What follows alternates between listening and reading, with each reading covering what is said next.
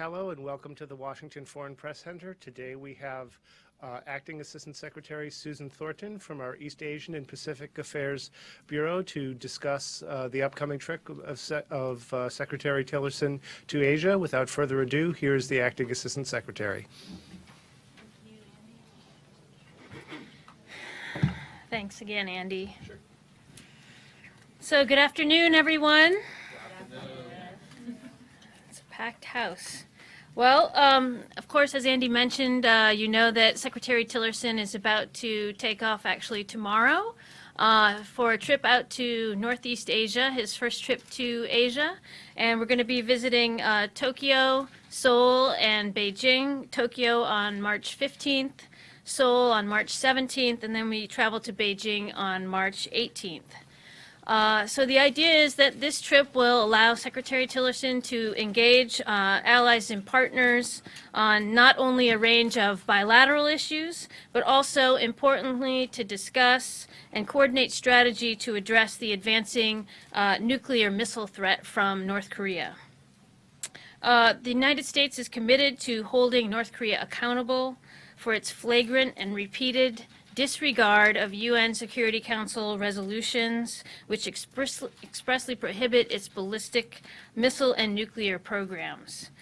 We will defend our friends and allies, of course, the Republic of Korea and Japan, and seek to work collaboratively to the maximum extent possible with important partners like China on this issue.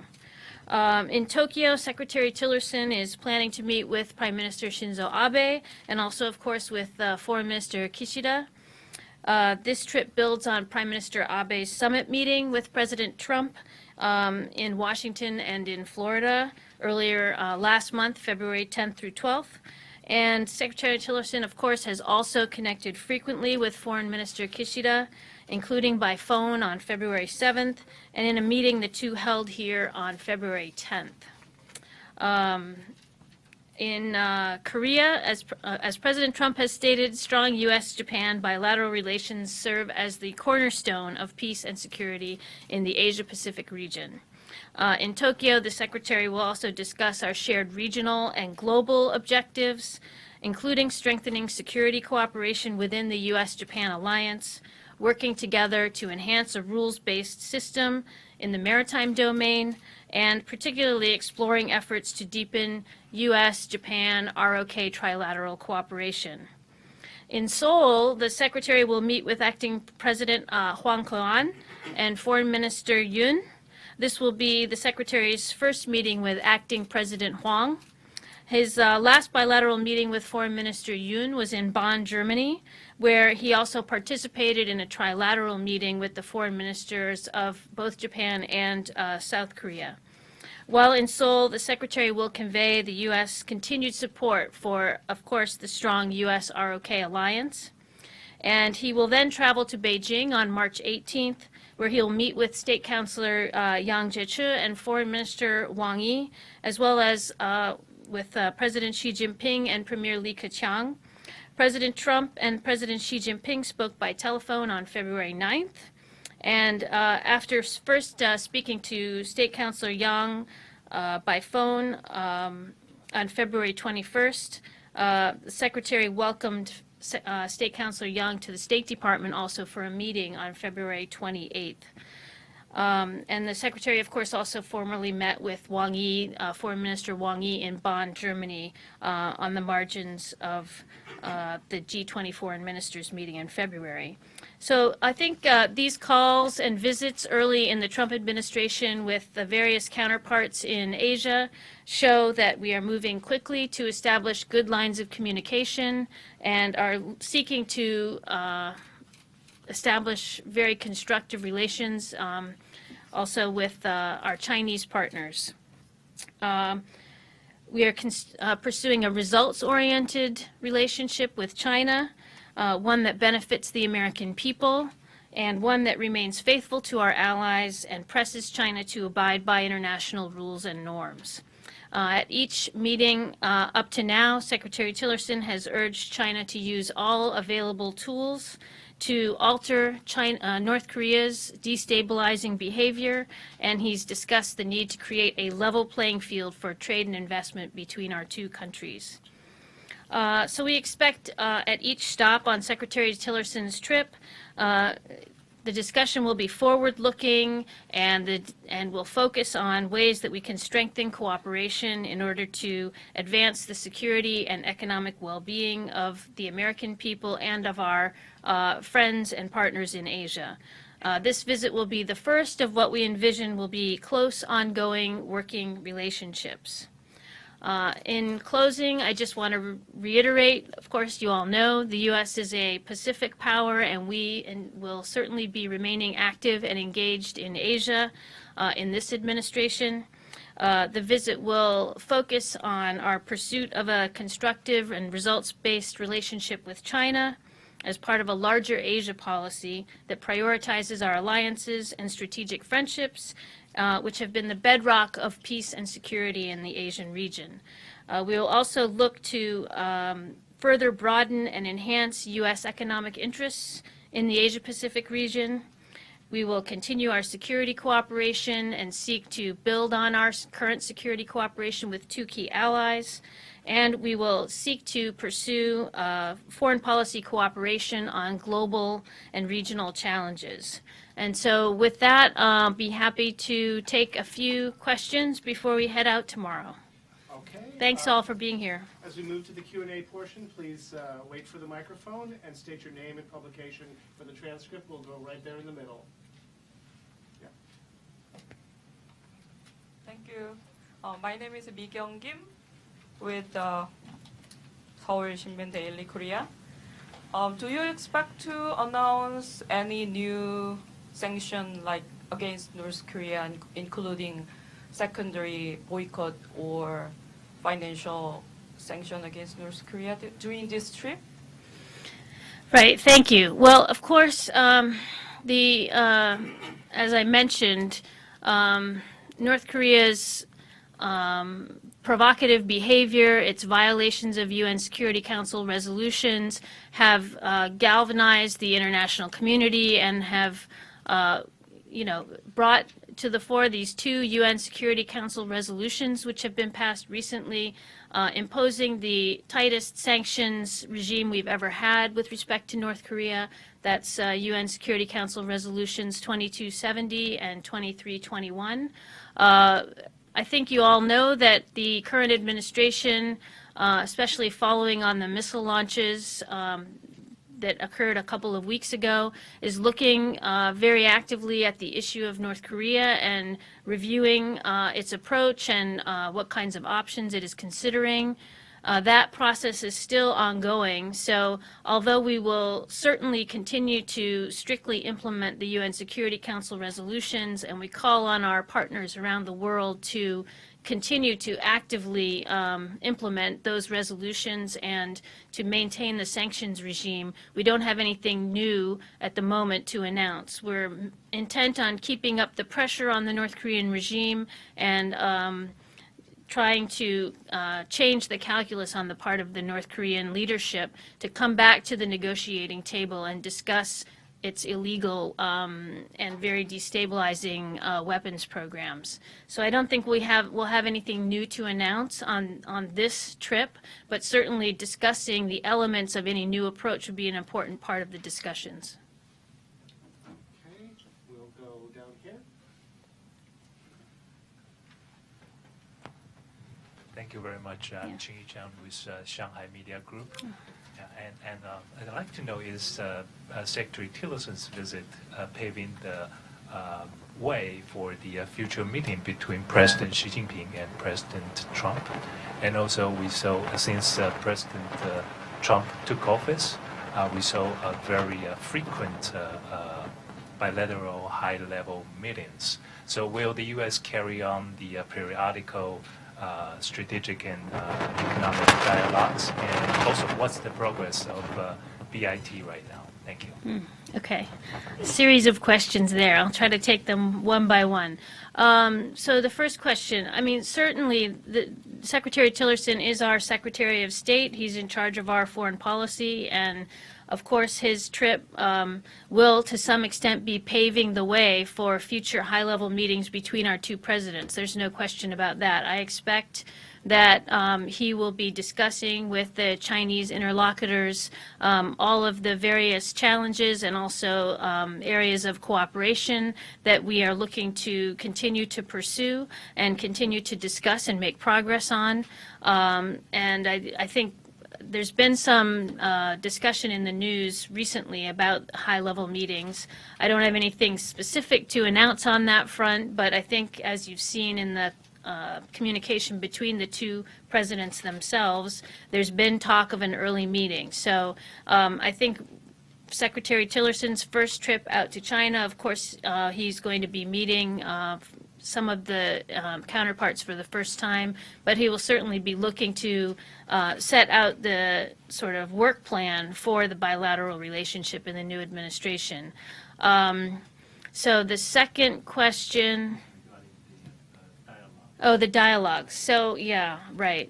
So on the, I mean, we have this trip, then we will be having continued engagements. I think, I know one thing that the Chinese side has been interested in is continued high-level engagement, and I think the administration has already signaled with this trip and talk of a high-level meeting in the future that we will be continuing high-level engagement. As far as the specific form that that's going to take, and with regard to the future of the sort of strategic and economic dialogue and some of the other specific mechanisms, we haven't actually gotten to the point of discussing, you know, how those might be changed or which ones would continue. But I think that we're starting the conversation here, so that's a good thing.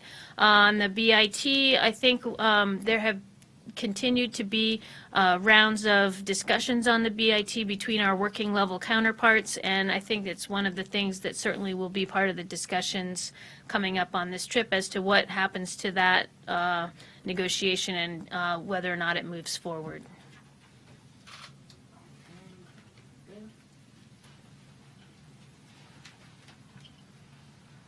Thanks. Zhenghua Lu from 21st Century Business Herald. We know that 12 TPP member countries will meet in Chile tomorrow for 2 days meeting, plus China and South Korea. So I wonder if State Department have any comments on that, and as U.S. is not a part of the TPP negotiation, do you foresee that by any chance President Trump will change his mind and go back to TPP negotiation table? And do you still see TPP or integration of Asia-Pacific economic interest as a rebalancing pillar to Asia or economic tools for U.S. presence in Asia-Pacific region? Thanks. Okay, again, a series of questions, sometimes a little bit complicated, but I'll try to answer. You know, I think the issue of the U.S. economic engagement in Asia is the focus of your question, and I would answer that like this. This administration certainly recognizes that Asia is the most dynamic and holds the potential for a lot of future growth as a region, and that it's very essential to the future of U.S. economic prosperity. And so I think what we're looking to do is to approach our economic engagement with Asia in a way that not only promotes growth, but also promotes the interests of the United States, of United States workers, of United States citizens, and United States companies. So we're looking for a way of, you use the word rebalance, but leveling the playing field, because the feeling is that the playing field has been tilted in against the favor of some of our companies and some of our interests in the trade arrangements that have persisted up until now. And so I think that's what we'll be looking at, is how to certainly engage economically with the region, but how to make sure that the engagement is fair and balanced, as you put it. Okay, we're going to break away and take a question from New York. Please go ahead, New York. Hi, this is Manik Mehta, syndicated journalist. I have a question in regard to the tensions currently seen between North Korea and Malaysia following the assassination of the stepbrother of the North Korean leader. Would this issue come up for discussions with China? And what is your take on that? What is the State Department's take on that? Would you like to comment, please? Thank you. Yeah, thank you for the question. I think our take on this issue is that Malaysian government has a perfect right to try to defend its citizens and its territories from attacks on people, whether it be at their airport or in other venues. And so we have been very supportive of Malaysian government efforts to get to the bottom of this attack.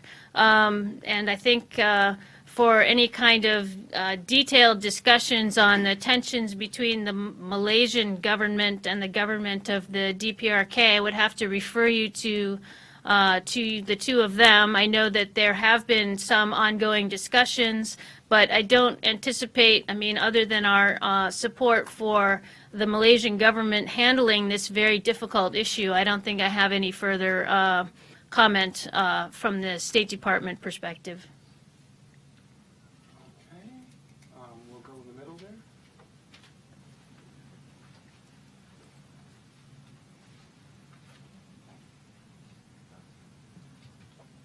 Okay, thank you very much. I'm Gyu-seok Jang from Christian Broadcasting System in Korea. And there is some speculation that the next president of Korea will make a different decision about the SAT deployment in Korean Peninsula. So would you possibly confirm your position about the SAT deployment? And then what's going to be the Secretary Tillerson's actions during the trip? Yeah, thank you. Great, thank you. Well, just on the first part of your question about the issue of the political situation in the ROK and how we think about that. I think what you've seen actually over the past number of weeks is the unfolding of a pretty transparent process undergirded by varying democratic institutions which have really proven their mettle in the unfolding of this sort of peaceful process. It's a difficult process, of course, but I think we see the strength of South Korean democratic institutions through this process, and I think we are certainly aware that there's going to be an upcoming political process and set of new elections for president coming up, and that there may be candidates that will be different from those that have been in the administration in recent years. As to what it means for the THAAD deployment, it's very difficult, obviously, to say since we have no idea, who the candidates are yet, never mind who's going to win. But I think the way we look at the THAAD deployment is it's a very utterly reasonable step for a country to take which sees itself threatened by missiles from its northern neighbor, and not only sees itself threatened, but these threats and these provocations are coming now with great regularity, and it's very alarming to people who have to live under that kind of a situation. So I think for us, the THAAD deployment is not related to some political constellation or other consideration. It's a very reasonable and real response to a very provocative threat that is facing people in South Korea. So, I'm sure we'll be continuing to discuss it, but I really, don't think that there's any big mystery about why people in South Korea should be feeling the demand signal for such a system. Okay, we'll come down here. Be patient for the microphone. Thank you very much, Susan, for coming back. My name is Dong Hui Yu with China Review News Agency of Hong Kong.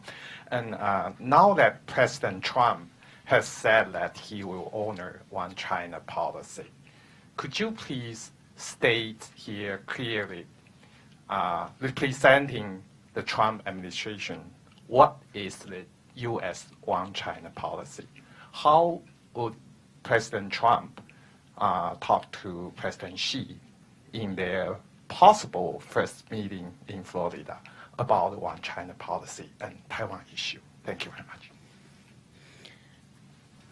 It's hard for me to imagine how President Xi will talk to President Trump about the One China policy, but I do know what our One China policy is, and which is the policy that was reaffirmed in the phone call between the two presidents.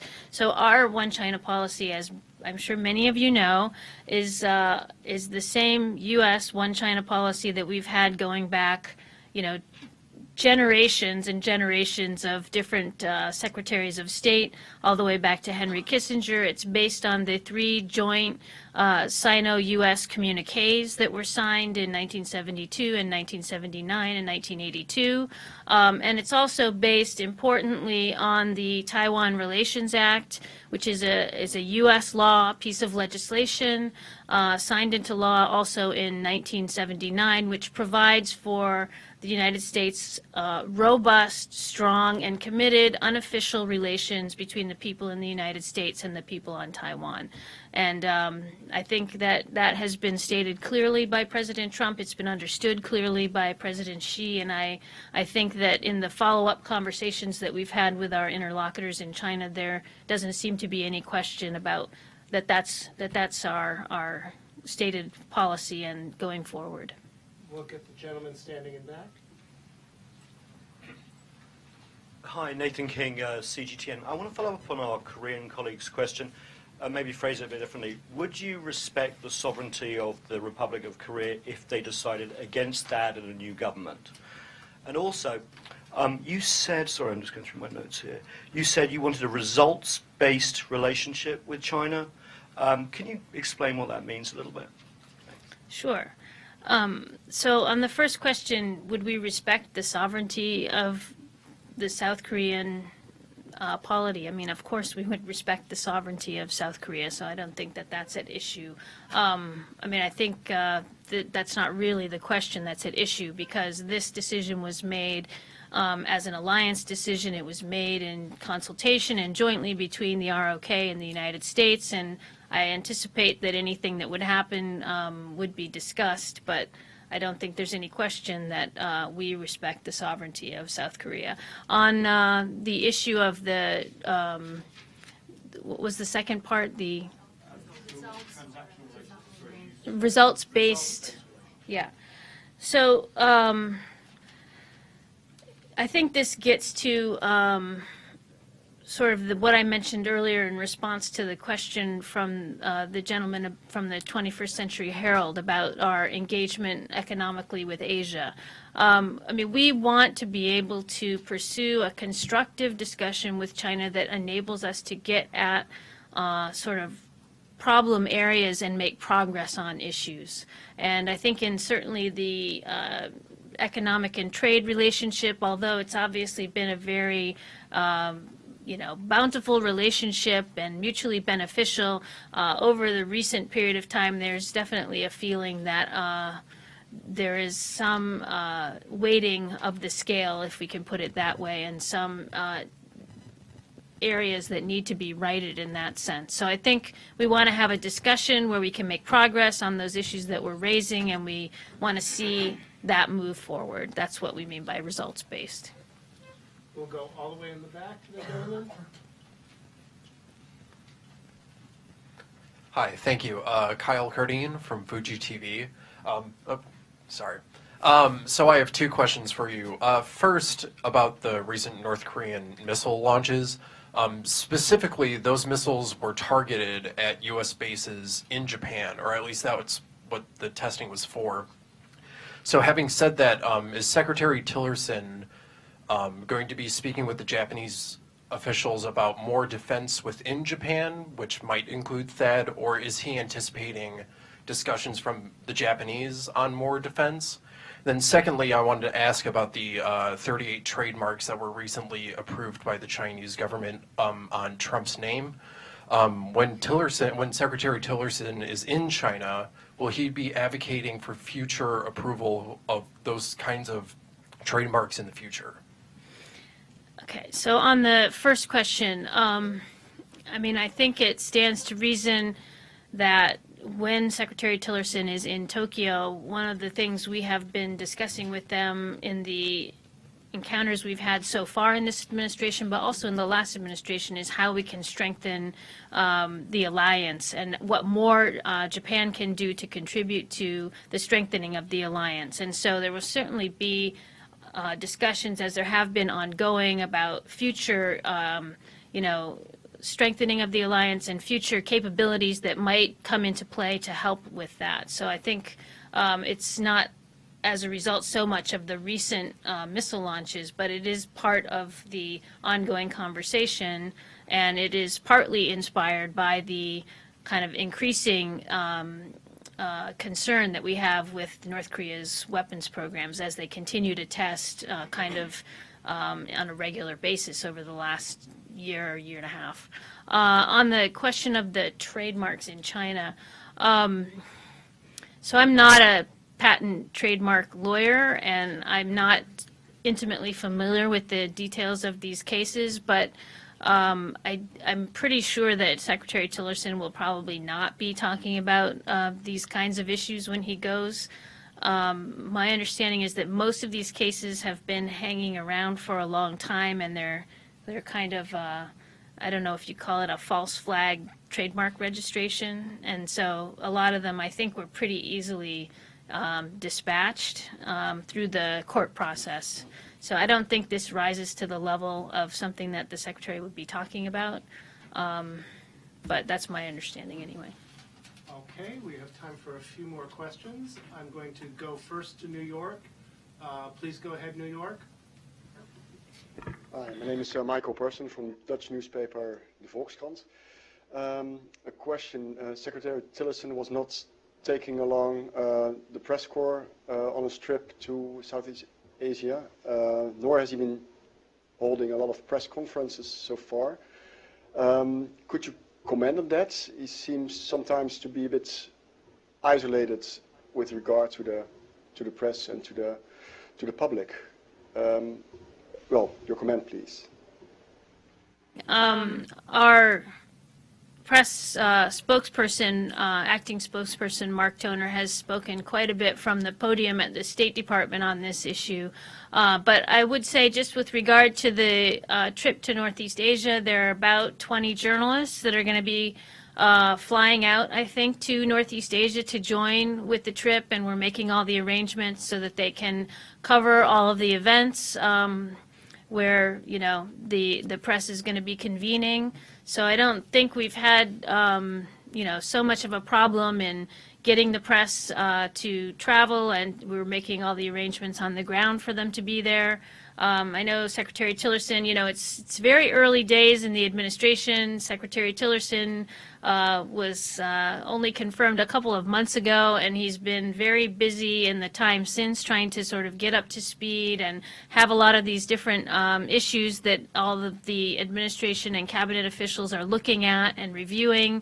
And so I think, we're certainly, we've got the State Department's press briefing back up online now, and I think you're going to start to see more and more engagement from us. I think the Secretary is doing a press conference in Tokyo with his counterpart there, and so we'll look for him to be engaged. I wouldn't at all condone the moniker of being isolated.